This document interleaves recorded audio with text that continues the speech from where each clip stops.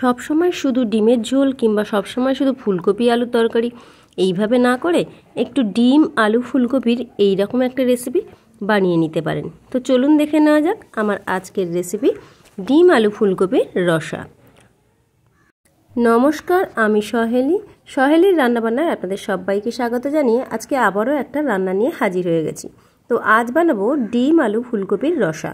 তো তার জন্য আমি এখানে কয়েকটা ডিম নিয়েছি, কয়েকটা বড় সাইজের আলু, কয়েক টুকরো ফুলকপি, একটু ক্যাপসিকাম, কাঁচা লঙ্কা, পেঁয়াজ, আদা, রসুন, টমেটো ইত্যাদি নিয়েছি। তো চলুন আমি রান্নাটা কিভাবে করছি সেটাই আপনাদের সঙ্গে একটু শেয়ার করলাম। আর ভিডিওটা ভালো লাগলে প্লিজ আমার ভিডিওতে একটু লাইক কমেন্ট শেয়ার করার অনুরোধ রইল। তো প্রথমেই আমি ডিম আর আলুটাকে একটু কুকারে সিদ্ধ করে নিচ্ছি। এবারে দেখুন কড়াই আমি তেল দিয়ে দিয়েছি। তেলটা একটু গরম হয়ে গেলে তার মধ্যে আমি সিদ্ধ করে রাখা ডিমগুলোকে বেশ লাল লাল করে ভেজে নেব। আর এই ভাজার সময় সামান্য একটু লবণ আর হলুদ দিয়ে দেব, তাতে ডিমের কালারটাও কিন্তু খুব সুন্দর আসবে আর ডিমের মধ্যে নুন হলুদ সবটাই খুব ভালোভাবে মিশে যাবে। তো দেখুন ডিমগুলোকে আমি বেশ লাল লাল করে ভেজে নিচ্ছি। আর এই ডিমগুলো ভাজার সময় কিন্তু অবশ্যই গাগুলোকে একটু চিড়ে দেবেন, তাতে কিন্তু ডিমটা আর ফাটবে না। ডিমটা না চিড়ে দিলে ডিমগুলো কিন্তু ফেটে যায়, তাতে কিন্তু অনেক সময় বিপদ হওয়ার আশঙ্কা থাকে।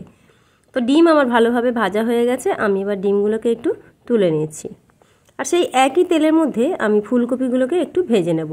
এখানে ফুলকপিগুলোকে আমি হালকা একটু গরম জলে ভাবিয়ে নিয়েছি, সামান্য একটু লবণ দিয়ে ভাবিয়ে নিয়েছিলাম, আপনারা চাইলে নাও ভাবিয়ে নিতে পারেন।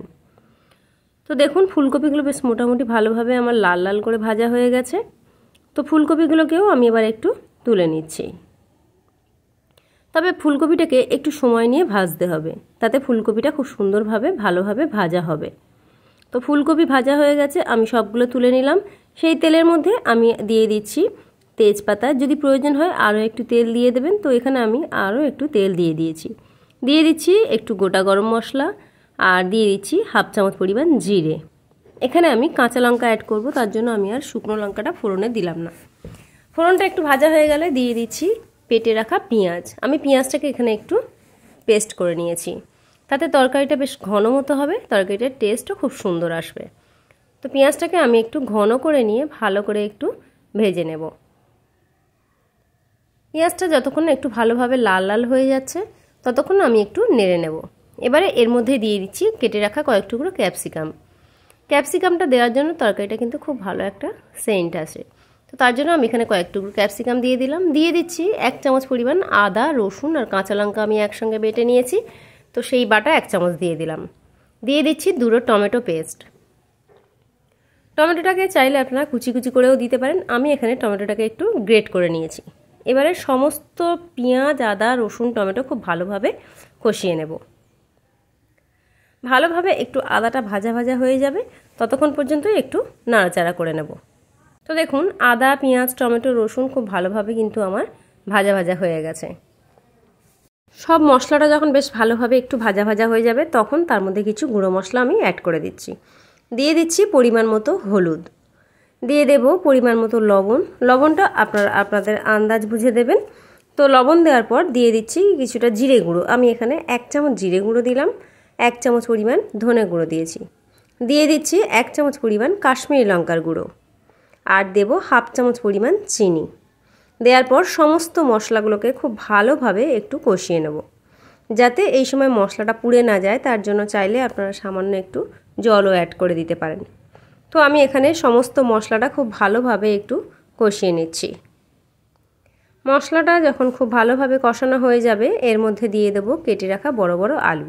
আমি আলুগুলোকে সিদ্ধ করে নিয়েছিলাম, আপনারা চাইলে আলুগুলোকে একটু ভেজে নিতে পারেন। তবে আলুটা সিদ্ধ করে নিলে আলুটা কিন্তু রান্নাটাও খুব তাড়াতাড়ি হয়ে যাবে আর খেতেও ভালো লাগবে, আলুটা বেশ নরম হবে। তো দেখুন আলু বেশ ভালোভাবে আমার কষানো হয়ে গেছে। এবারে আমি দিয়ে দিচ্ছি ফুলকপিটাকেও মশলার সঙ্গে বেশ ভালোভাবে মিশিয়ে নেব। তো ফুলকপি দেওয়ার পর আবারও আমি মিনিট 5 ভালোভাবে একটু নাড়াচাড়া করে নিচ্ছি। আলু আর ফুলকপি খুব ভালোভাবে কষে নিয়ে দিয়ে দেব পরিমাণ মতো জল। আমি এখানে 2 গ্লাস জল দিয়েছি।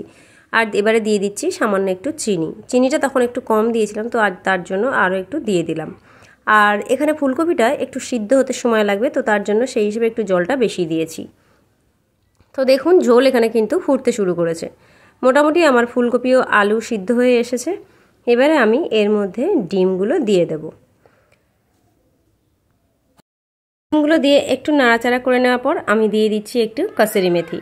আপনারা চাইলে একটু ধনেপাতাও দিয়ে দিতে পারেন। তো তরকারি কিন্তু আমার একদম রেডি হয়ে গেছে। তো আমি এখানে কসুরি মেথি ছড়িয়ে দিচ্ছি, আপনারা চাইলে এখানে ধনেপাতাও ছড়িয়ে দিতে পারেন কিংবা গরম মশলাও দিয়ে দিতে পারেন। তো একদম রেডি হয়ে গেছে আমার ডিম আলু ফুলকপির রসা। তো আমি এবার এটাকে একটু নামিয়ে নিচ্ছি। তো আজকের এই রেসিপি আপনাদের কেমন লাগলো অবশ্যই কিন্তু কমেন্টস করে জানাবেন। আর ভিডিওটা ভালো লাগলে প্লিজ আমার ভিডিওতে একটু লাইক কমেন্ট শেয়ার করবেন। আর আপনারা যদি আমার এই ভিডিওটা ভালো লাগে তো প্লিজ যারা এখনও আমার চ্যানেলটিকে সাবস্ক্রাইব করেনি তাদের কাছে আমার অনুরোধ রইল আমার চ্যানেলটিকে একটু সাবস্ক্রাইব করে নেওয়ার জন্য। আর যারা সাবস্ক্রাইব করে দিয়েছেন তাদেরকে অসংখ্য ধন্যবাদ জানাচ্ছি। আর নিত্য নতুন রেসিপি পাওয়ার জন্য আজই কিন্তু সহেলির রান্নাবান্না চ্যানেলটিকে সাবস্ক্রাইব করে নেবেন। দেখা হচ্ছে আবারও কোনো নতুন ভিডিও নিয়ে।